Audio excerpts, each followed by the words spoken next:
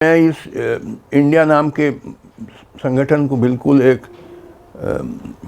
ढकोसला मानता हूँ। ये एक स्टंट है, गिमिक है, एक नाटक है, ड्रामाबाजी है और इससे देश का कोई समस्या का हल नहीं होगा। एक नया ऑपोजिशन पार्टीज का अलायंस बना है जिसका नाम रखा गया है इंडिया, जिसका पूरा फॉर्म है Indian national developmental inclusive alliance.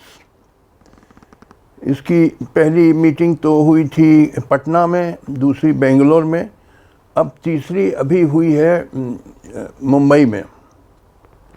और इस तीसरी मीटिंग में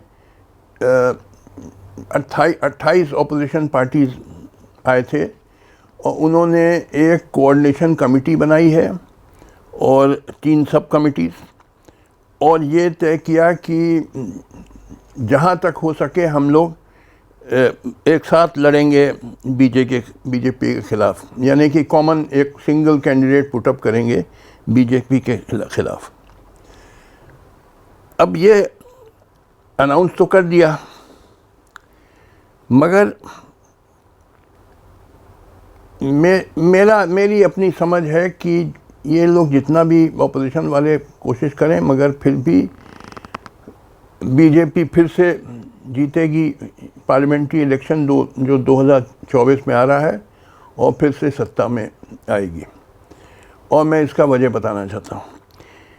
देखिए, एक तो ये संगठन बना इंडिया, इनमें आपस में बहुत मतभेद हैं। जो 28 पार्टियां हैं, अब जैसे कि एक एक करके लीजिए कुछ स्टेट्स की, कुछ राज्यों की। उत्तर प्रदेश में अखिलेश यादव की असल लड़ाई है कांग्रेस से, क्योंकि वो दोनों चाहते हैं मुस्लिम वोट बैंक हमें मिल जाए। वैसे तो दोनों बीजेपी को अपना एक दुश्मन समझते हैं, मगर समाजवादी पार्टी और कांग्रेस दोनों ही कस के लड़ेंगे मुस्लिम वोट बैंक पाने के लिए, क्योंकि वो बहुत क्रूशल है यूपी में। तो इस पे सीट शेयरिंग में बड़ा झगड़ा होगा। वेस्ट बंगाल लीजिए, अब ममता बनर्जी कांग्रेस या सीपीएम को कुछ सीट्स नहीं, या कोई टोकन 2-3 सीट देने को तैयार होगी, क्योंकि ममता बनर्जी का मुख्य दुश्मन है बीजेपी। उसे कांग्रेस और सीपीएम की कोई परवाह नहीं है। तो इस पे झगड़े होंगे वेस्ट बंगाल में, क्योंकि कांग्रेस और सीपीएम और सीट्स मांगेगी। फिर पंजाब और दिल्ली में झगड़ा है कांग्रेस और आम आदमी पार्टी का कि किसको कितनी सीट मिले। केरल में कांग्रेस और लेफ्ट पार्टीज में है, और बिहार में लालू यादव में और नीतीश कुमार की पार्टियों में सीट्स पे झगड़े होंगे कि किसको कितनी सीट मिले। देखिए, ये जो इंडिया नाम का ये संगठन बना है, इसमें जो समान बात है, जो कॉमन चीज़ है, वो है कि ये सब पार्टियां मुस्लिम वोट बैंक चाहती है, और उत्तर भारत में मुस्लिम वोट बैंक का बहुत महत्व है।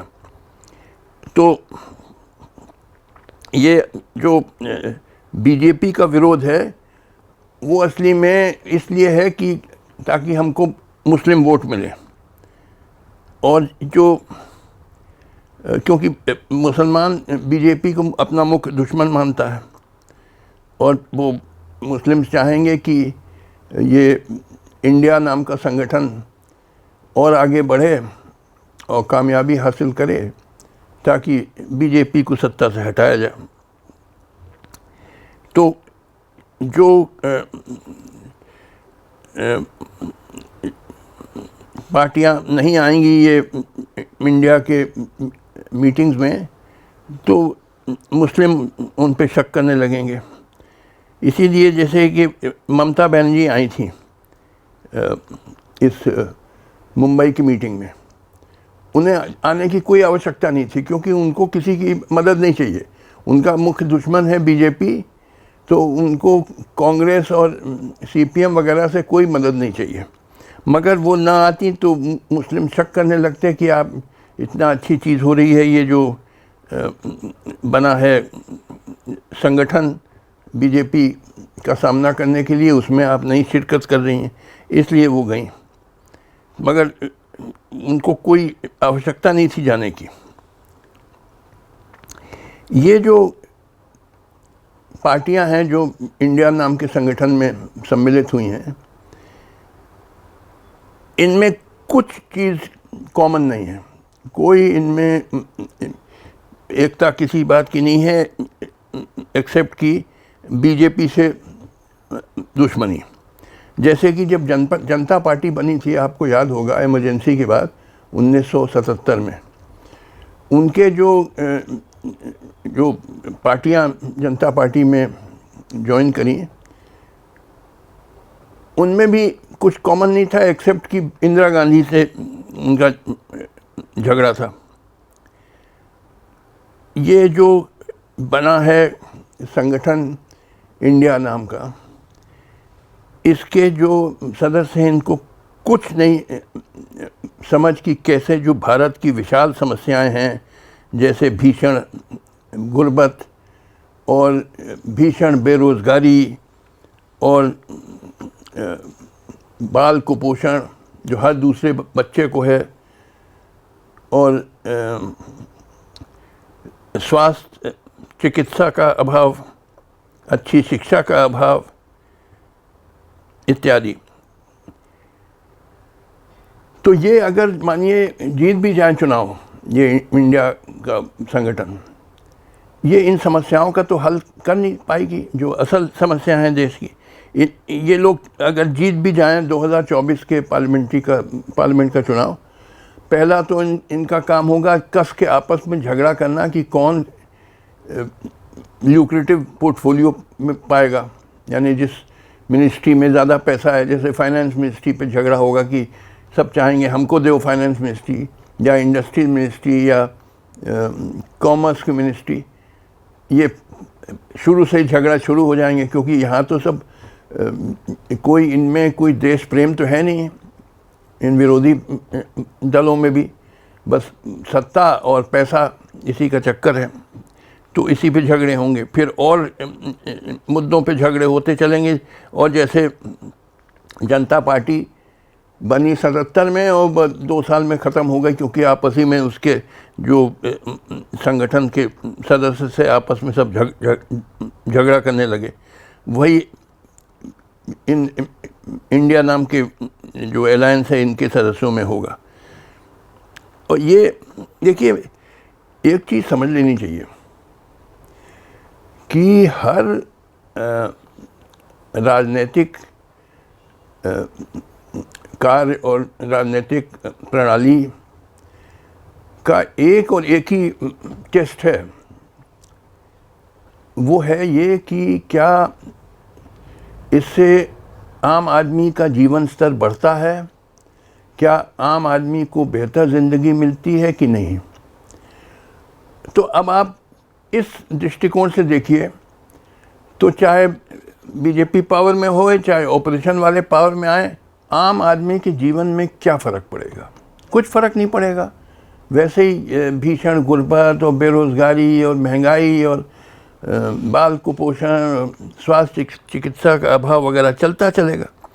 तो ये समझना कि देश की समस्याएं हल हो जाएंगी अगर बीजेपी को निकाल दिया जाए और ये ऑपोजिशन पार्टी का जो अलायंस इंडिया नाम का है ये सत्ता में आ जाए, ये सब गलत फहमी है।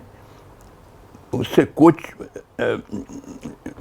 फ़र्क नहीं पड़ेगा, मूलभूत फ़र्क कुछ नहीं पड़ेगा, और वैसे ही हालातें चलती चलेंगी। अगर हम चाहते हैं कि हमारे देश में गुर्बत, बेरोज़गारी, महंगाई और कुपोषण वगैरह का अंत हो, तो हमको तो एक महान एकजुट जन संघर्ष और जन क्रांति करनी होगी। जैसे मैंने कई अपने लेखों में लिखा है, तो एक ही मैंने आज ही एक लेख डाल दिया ये अपने फेसबुक पेज पे, जिसका नाम है इंडिया इज़ अ स्टंट। और मैंने उसमें लिखा कि जब तक कोई जन संघर्ष और जन क्रांति नहीं होगी, जो मूल समस्याएं हैं भारत की, जो आर्थिक हैं, वो दूर नहीं होंगी। इसलिए मैं इस इंडिया नाम के संगठन को बिल्कुल एक ढकोसला मानता हूँ। ये एक स्टंट है, गिमिक है, एक नाटक है, ड्रामाबाजी है, और इससे देश का कोई समस्या का हल नहीं होगा। शुक्रिया।